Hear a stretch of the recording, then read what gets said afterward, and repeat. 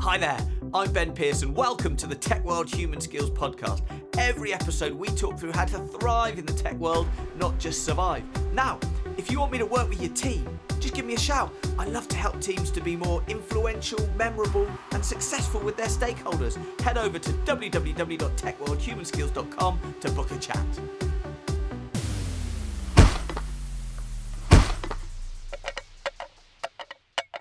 Hey everyone, and welcome to the Tech World Human Skills Podcast.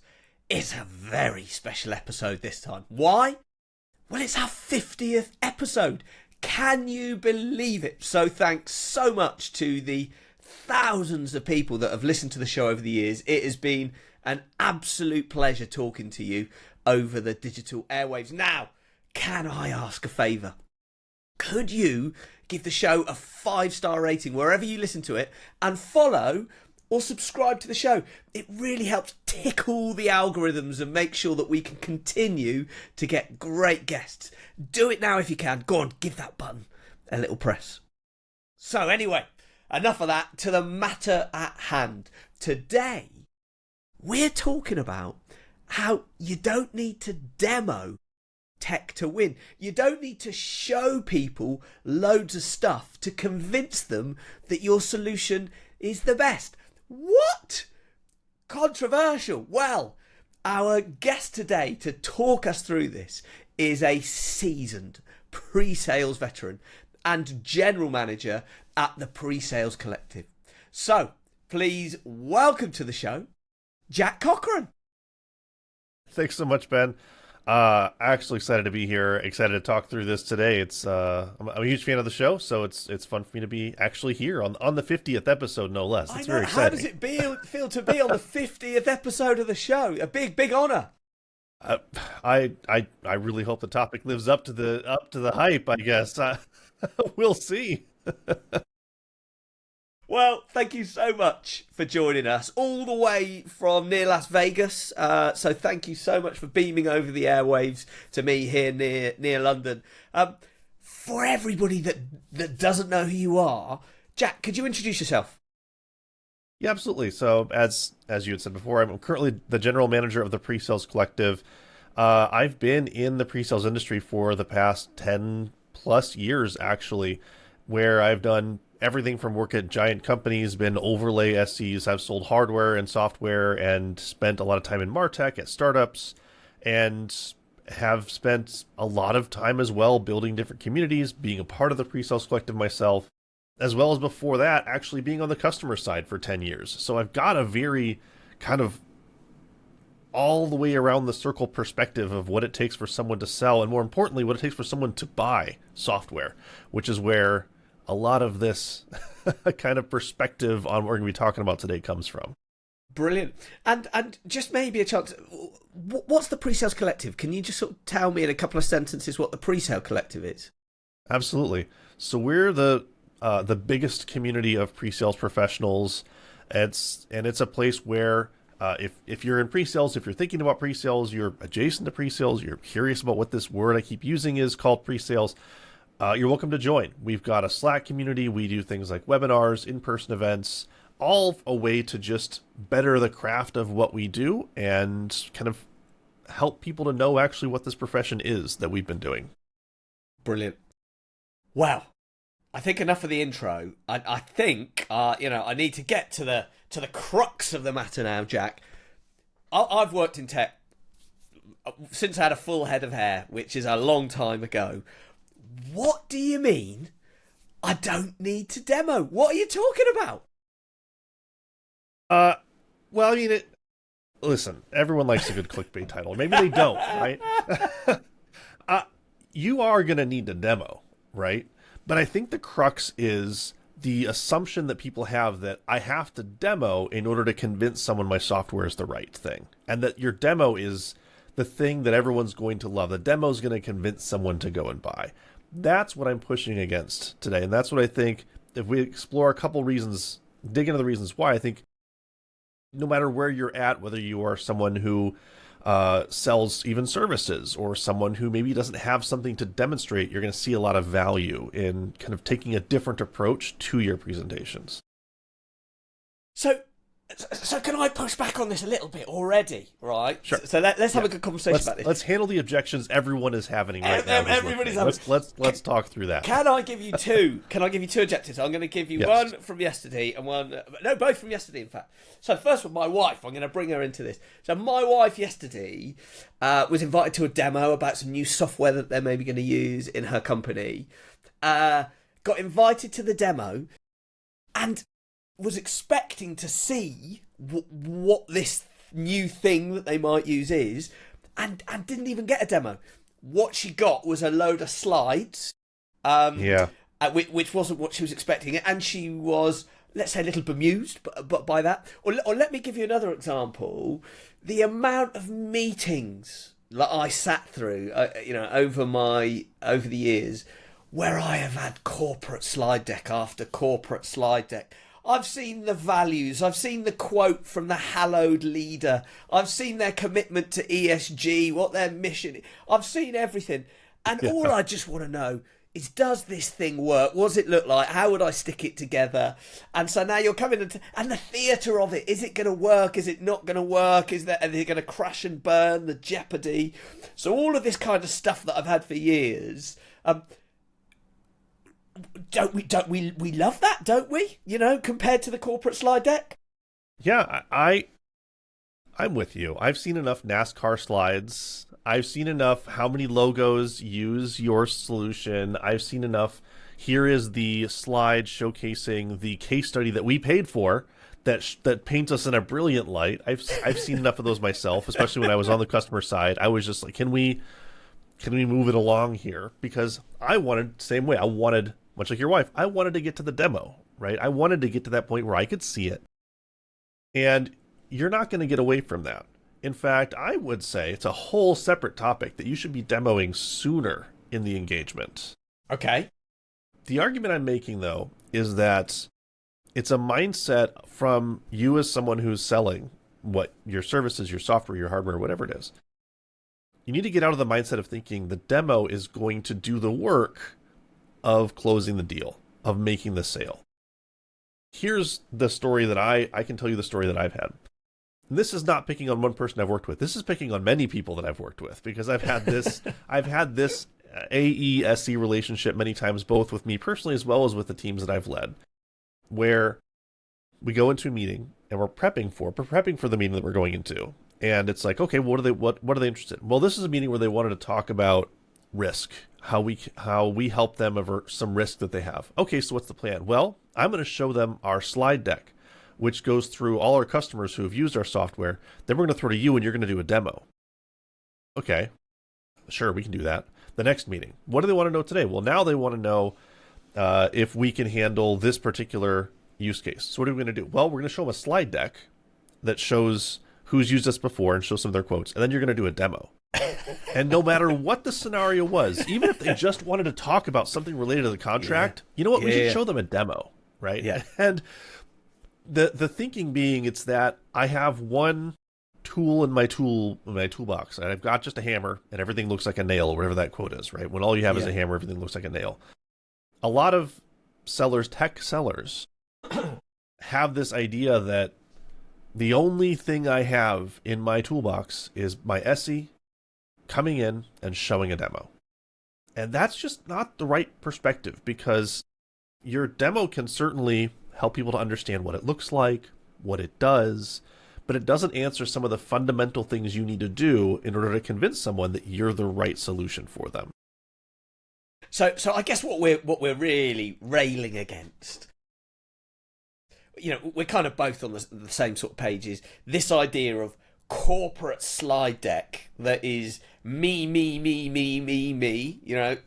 look what we've done, followed by often featured checklist, right? Like, now here's a really pretty lame demo that's not customized, not necessarily relevant. It's like, this is the box where you put the IP address in, this is the box where you set the threshold to 71, but you set it to 74. Yeah, exactly. So that kind of feature-led. So what we're railing against is plastic corporate slides followed by off-the-shelf demo that lasts for a long time. I would even say the absolutely yes to that, but I don't want to get anyone thinking that the answer to this solution is make sure you tailor your demo, and then every time you go in, it's a different demo. Because in the end, you're still just showing a different slice of your features packaged in a different way. So I don't even think that's really the solution. It kind of skips a couple of fundamental things around what a buyer needs in order for them to be comfortable with you, which is really, I think the first step of anyone to think about is stop thinking about what you're wanting to show someone and stop thinking about the person showing up. What do they need? And the answer is not they need to see a demo. Okay, even if they tell you they want to see a demo, why do they want to see a demo?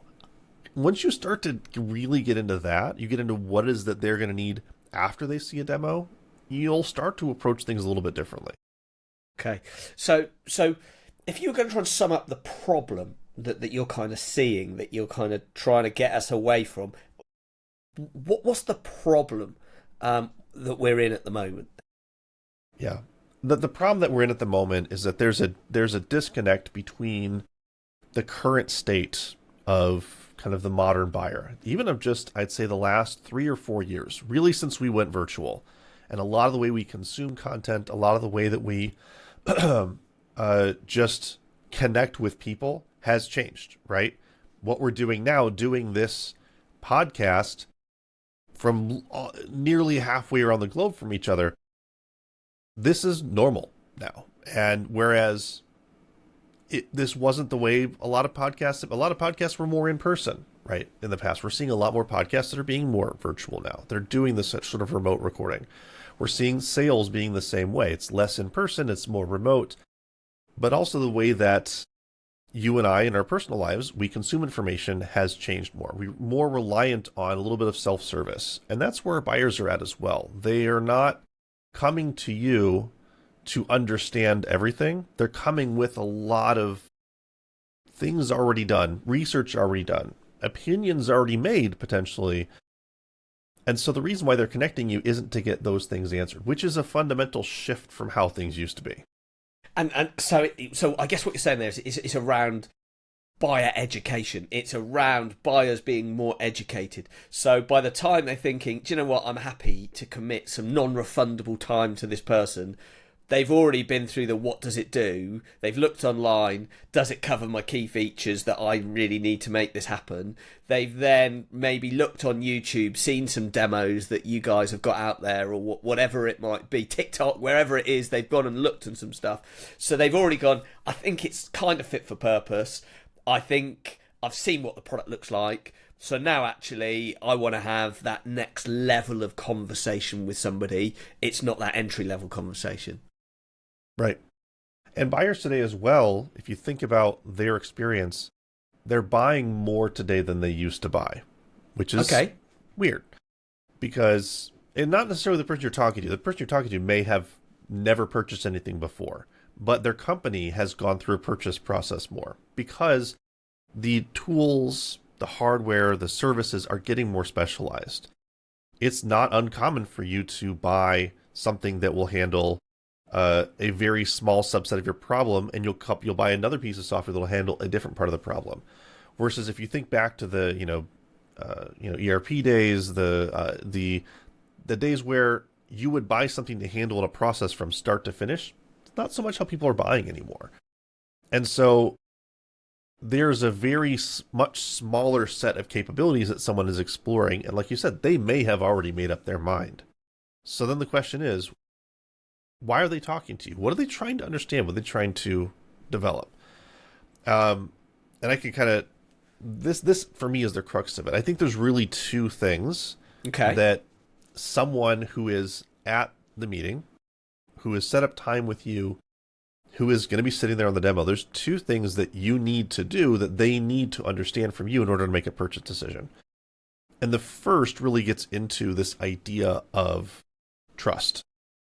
Okay. So think of it this way. They've done some education on their own. They've gone out. They've said, it looks like your solution that you sell is going to be what I want to buy. Great. So now I'm getting on, and it's not fully just, oh, you're a trustworthy person, though that plays into it. If you're not being a trustworthy person, that's a whole separate podcast, I think. Okay. It's more about, do they trust that you understand their business? Okay. Because we can't move forward with anything you're talking about if you don't get me. If you're trying to sell to me and you don't get my business and you don't understand what we do, you've not really processed enough of what we're doing. How can you possibly suggest a solution? How can you tell me your solution is going to fit my needs if you don't understand my needs? This is some of the classic discovery things, but it's not so much discovery for the purpose of what you're going to present. It's discovery for the purpose of trust and understanding, which is a different way to think about doing discovery. Can you unpack that a little bit for me? Absolutely. Let's contrast this to the way I was taught to do discovery when I was first getting started, which was, okay, I have a demonstration. It comes back to I have a demonstration, right? And right now I'm thinking of my demonstration as everything. I'm doing discovery so that I can tailor that demonstration to fit what the person wants to see. So the purpose of discovery was me learning what I need to learn from you so that I can show you something better next time. Not necessarily bad. You should definitely do this. The discovery I'm talking about is I now am trying to understand your business, ask the questions, and get to a point when I can ask my very most important final discovery question, which is there something I'm not asking about your business that I should be asking? Because this question lets the person know all of these questions have been for me to make sure I understand completely your business. I've seen that question unlock whole different threads of problems that we have not gone down before. I've seen it get to the point where, especially if it's done right, the person can say, no, I feel like you understand everything about what we're doing right now. Okay. So say that question again. That is... Say that question again, just in case anybody zoned out. Just in case you zoned out, here's the tweet for you. Here's the, or whatever, you're going to go to Blue Sky, or we're going to throw this thing, right? Now I forgot it. Let's see. It's under the pressure, under the spotlight. Yeah. I'm trying to reel all the way back here. Remember my own question. At the end of discovery, you want to make sure you can ask, is there anything about your business that I've not asked that I need to be asking? Yeah. And it's just that catch-all. It's just that catch-all, isn't it? Yeah. And that's really good because, like you say, if you've just missed and completely, you've thought down one train and actually there's a whole area that you've not even considered, suddenly that can open it up, which can lead to either completely rethinking your strategy or unlock new sales, new business, new opportunities, all of that kind of stuff. And I can tell you a story about this. I can tell you a story about this when I was on the customer side of the business. Yeah, and I was talking to someone. I liked their software going into this. I already knew their software. I had seen it already, but we were going through a discovery process where I was trying to help this person. I was actually trying to help this person to show the right demo the next time. And we went down all their tree of questions. And they kept asking good questions, and I kept giving them answers. And they asked another good question about it. We were going down this path, and the whole time I'm going, it's great that we've gone down this path, but unfortunately, this path isn't the path that I care about. But I had no opportunity to say that. At the end of the meeting, they said, well, great, I feel like we know what we need to show. And I had to actually stop them and say, that's great. Unfortunately, you shouldn't show any of what we've talked about because that's not what's important. So all the right discovery was done. They were following the tree. They were getting into everything, but they were missing the most important point, which was, what is the important part of your business? What am I not asking? What is it that you want me to know about you so I can propose the right solution to you? Okay. Really interesting. I tell you where my brain's gone just as we were thinking about this was so far we've thought about the customer, right? Being the customer, like it's a single entity. But the reality now, like when we're talking about trust, is you're actually selling to 20, 30, 40 different personas. You've got architects, you've got developers, you've got CFOs, you've got the business unit, you've got network teams, you've got the security team, hundreds of different personas, all with their own agendas, all with their own view of what success like, all with their own view of what's important, of what the business is. How do you overlay that on this idea of focusing on building on trust rather than just showing them a few features in a tick box? I answer a little bit indirectly by saying this. Is there really a demo that you think you could show that would satisfy all those various different groups' needs in the right way? Because that's what we attempt today. Okay. And I've never seen anyone successfully demo to that varied of a group. When you've got the whole buyer group, everyone in the evaluation committee there is no single demo that you can show that's going to make them all go, now we like your software. Because they all, like that's a 4-hour meeting where you're boring people for most of the part of it until their section is up, which is also a demo I have done and sat through and realized this isn't the right way of doing it either. No. It's a similar exercise. It just is one you have to do over and over again, because what's going to be important to your database architect team if you're having to sell to them, it's going to be very different from what you sell to a business user who's got a process problem, even if it's the same solution. And so understanding their business and having them know that you understand what's important to them, what's important to their industry, what's important to their day-to-day jobs, and what they specifically are looking for from a solution, that's still an important exercise. And so practically, how do you do that? How do you work out the influencers and then work out what's important to them? Carefully.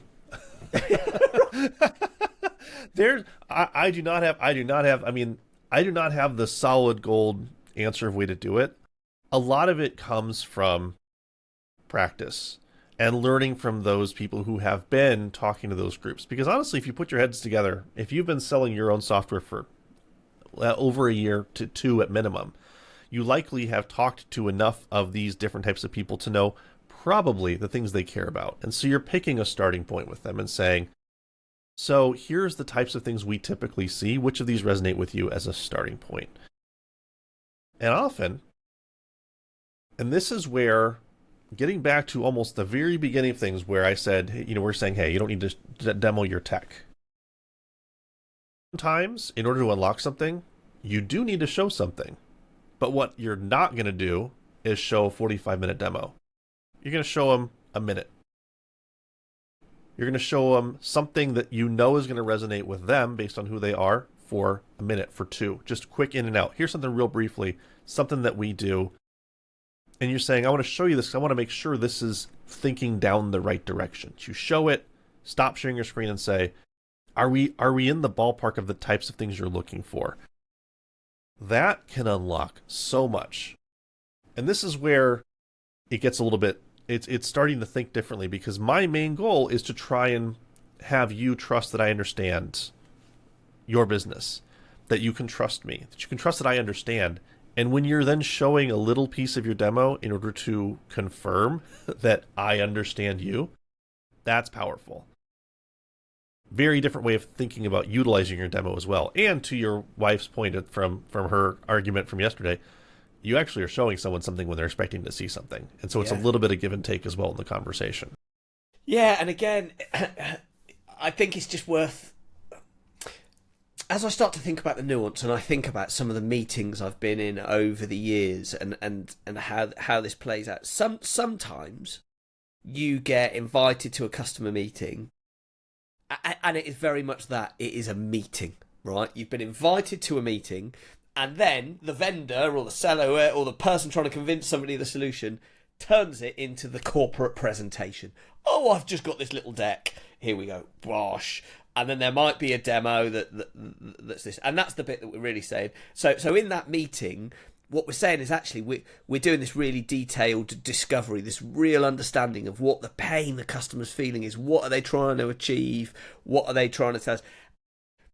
And I guess if you've been able to research that beforehand from working with your account executive or working with other people that understand the customer and even better, because there is less. Because the other side, the flip side, isn't it, is when you turn up and you ask a load of questions, and the customer sits there and says, "We told you all this last week." You know, like, Yeah. look, I know you want to understand me, but I've already told you. So speak to your mate before you come and ask me the same questions again. Yeah, that drives me just as equally crazy, because that doesn't build trust. No. Because if it's something that was already told, if it's something that's easily available on our company's website, let's start there. Like, you're having a conversation, like we're doing now. We're having a conversation with humans.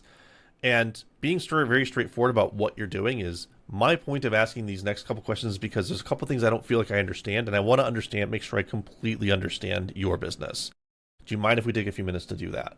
I've never heard anyone ever say, no, that's a waste of time. If you say there's a gap in my understanding of your business, the person who is trusting that you are presenting a solution that fits will absolutely say, let's fix that. Absolutely, let's make sure you get what we're going after.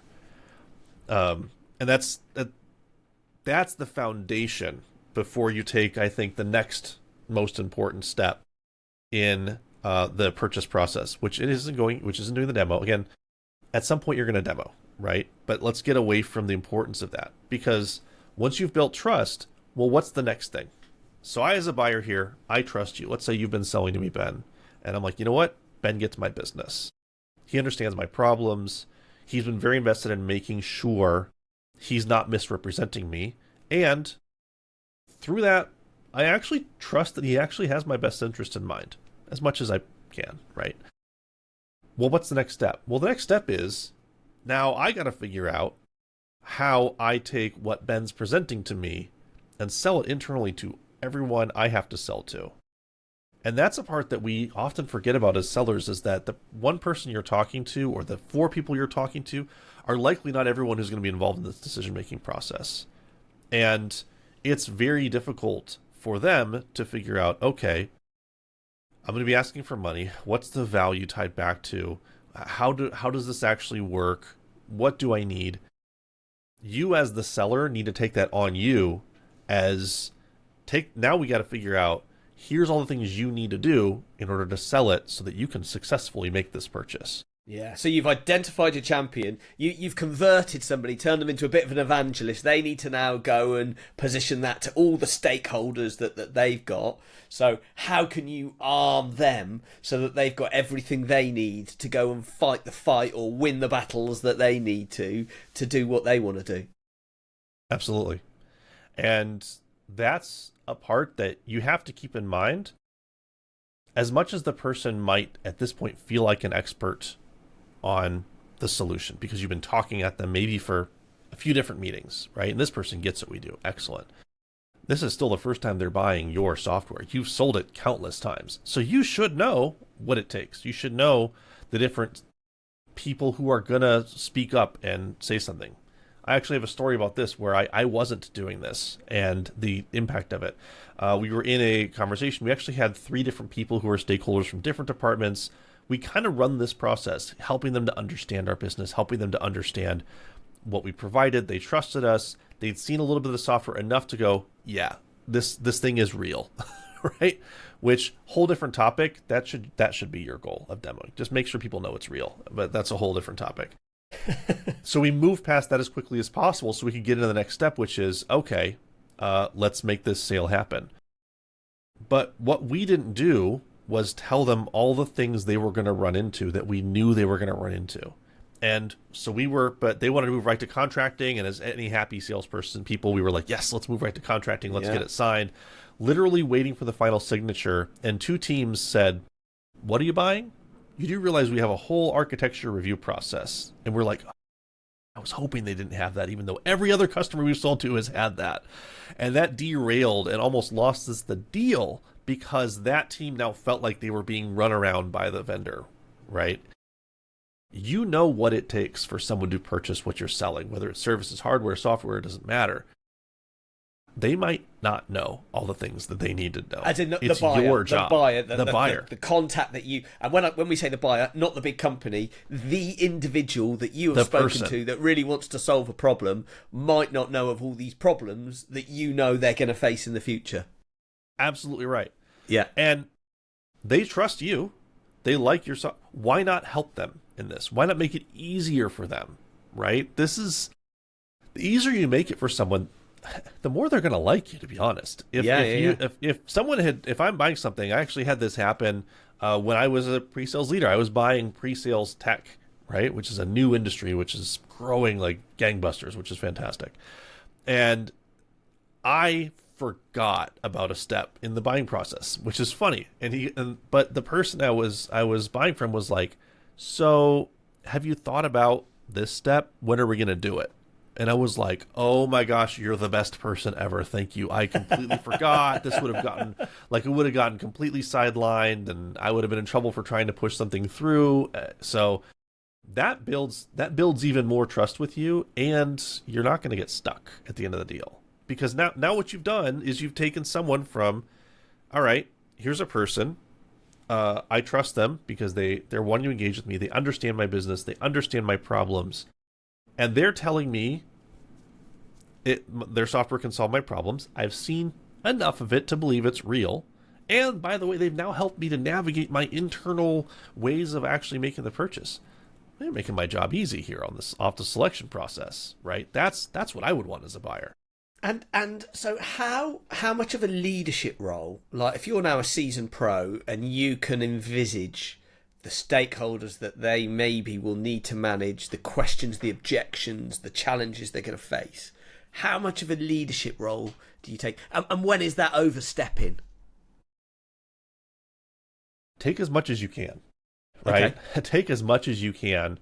And the buyer will tell you when they're like, no, that's something I need to handle on my own. Right. But offer up every single time, hey, so here's the people I can get in front of them and present this. Would you like me to do that? Like let's set up the conversations with all these different people. Let me kick off the process with your security team, which everyone's going to have a security review no matter what you do. There's always a security review. Let me talk to them. Let me get that kicked off. And they'll let you know, no.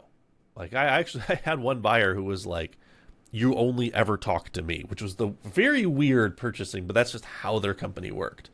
Other times, you get a chance to talk to 7, 8, 9 different people and build that same type of trust with them.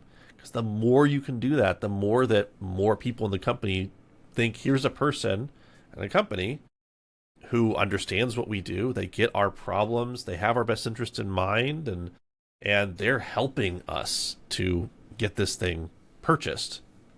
That's more champions inside the company. Now, are there any, I guess, key themes? You know, like when we're thinking about understanding a business and understanding a stakeholder, I guess, are there any macro themes that we need to make sure that we attach our solution to that's always going to help? Like how does this help you make money, or how does it help you reduce cost, or are there any of those sort of key themes that you can always attach to? Yeah, and yes, you hit on two of them. I understand the question now. Every time that someone is buying something, and a buyer is evaluating software, in the end of the day, they need to be able to communicate to, especially if they're talking to executives, the C-suite, or even the board, depending on the company, how an activity that's going to be undertaken or something they're going to be purchasing makes more money, reduces cost, or reduces risk, which is kind of your classic consulting. Like if you've ever done IT consulting, you understand this very well. It's the big three: make me more money, make what I'm doing cost less in making money, or reduce my risk in some way. And I have to admit, a lot of us in the selling world don't often tie what we do back to that, right? Because it's a few steps removed. So many software out there I've seen demos of how it saves me time. Great. If you go to your CEO and say, we want to buy some software, it's going to save time, they're going to be like, great, so who are you firing after you buy this software? That will be your question back, which that might not be the real reason. If it's going to reduce costs, in what way? If it's going to make money, in what way? You need to arm your buyers with, hey, here's how you tie back to one of those three things. Otherwise, they're going to be answering some questions they don't necessarily want to answer. Now we're rapidly going through time. Can you believe it? Now, let's talk about when when you do demo, we've thought about how we build trust, we've thought about how we show value, how we understand our different stakeholders, how we help them to elevate through the business, the things that you can help them elevate. So when and to whom do you show demos? The short answer is, and it feels a little bit opposite of the title, but stay with me here, is show the demo to whoever asks to see it. Never try to hide, because that just will erode the trust. If someone says, I really want to see a demo of what you do, yeah, absolutely, let's show you the demo. But your framework needs to be, when you're showing the demo, do not show as much as you can. Literally go as opposite direction as possible. Ask yourself, what's the minimum amount of things I can show to make them satisfied with the demo that I show them? What are the minimum number of clicks? The smallest amount of time. Keep it crisp and concise. Because here's something fantastic. If I say, I want to, and I love using actually Spotify as my example of this, right? We all know Spotify or streaming music, like we get how that works. If I was looking for, let's say I was getting a demo, let's say that that buying Spotify worked the way we buy our B2B software. And I said, hey, Ben, I really want to see a demo of your product because, I just need to see it working. And you show up and you start walking through the settings and how to create playlists, how to share with your friends, how to set up custom smart things, and it's a half-hour demo. I leave going, this is the most confusing, complicated, hard to use streaming software. All I want to do is be able to go in and find my favorite, artist, their latest album, and hit play. Well, what if instead you had just gone in and said, what's your main goal when you're using this? And I'm like, I like this artist. How can I find the latest album and just listen to that on repeat? You'd be like, well, type in the artist, play. Well, that's what hits repeat. Boom. You're now listening to this album until you're sick of it. I'd be like, great. This is everything I need. It was quick. It was simple, in and out. And now we're back to making sure everything we're talking about. How do I make that purchase? How is it? Is there anything else that I'm missing about your business? We're spending more time in the trust building and the value building and less time in the demo, but always show the demo when someone needs to see one. Now, it may be a challenge to that, because I think that's a great example. When you are talking to business leaders, senior managers, functional leaders. Now, I guess people that live in the world that I always used to live in. So let's say you're in a cloud provider, or you provide a very complex, so I was at Microsoft Azure, it was a Meccano set or a Lego set, of these are all the things. And yes, we need to make sure it's commercially priced. Yes, we need to make sure we've got all of these business things. And then at some point, there's a group of technical decision makers that are comparing you to maybe some of the others that have maybe got very similar pricing, there's a commoditization of what it does. And now they're really excited by, how am I going to plug this together? What does this mean about how we define our role-based access control? What does this mean about our storage? How much are we going to have to transfer data from here? What are our egress charges going to be to get from this solution in Oracle to this? Do you know what I mean? There's a group of people that is what they do all day and may have the influence to kill a deal or put a deal through, may or may not. What's your view on demos when you're talking to that type of audience?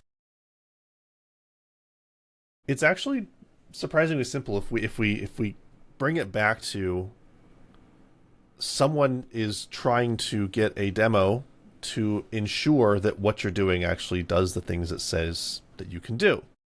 But it doesn't mean that the demo is going to prove that your solution is different or measurably better. Like I think cloud solutions, right? If I was a Google Cloud SC and I knew that people were also evaluating AWS, there's very similar functionality between the two. How stuff puts together, names are going to be different. How you do it's going to be different.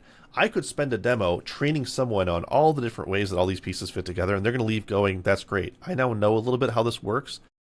But that has actually not answered any of your questions, Ben. Your question was more around, like, What's the implications to egress and ingress cost on data movement between different systems? How can I ensure that I've got cost reliability? How can I ensure uptime and scale and support?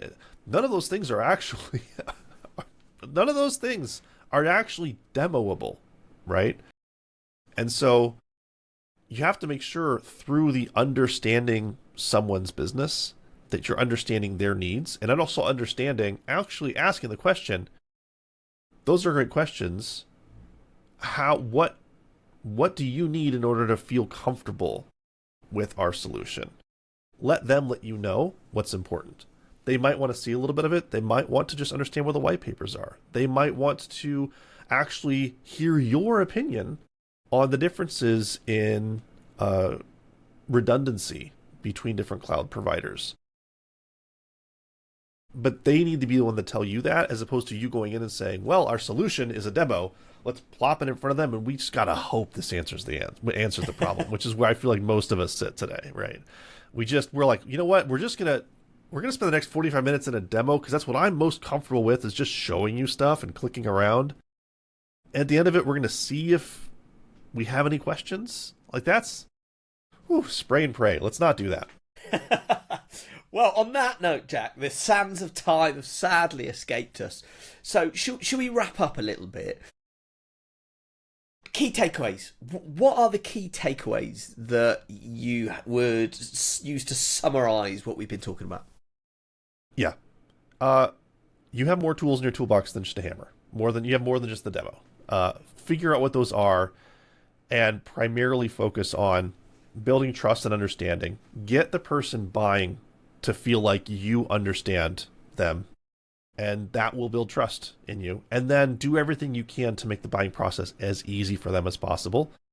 And third, when you do show a demo, keep it simple. Show only the things they need to see, and then get out, and then get back to your conversation. Yeah, really, really good insight.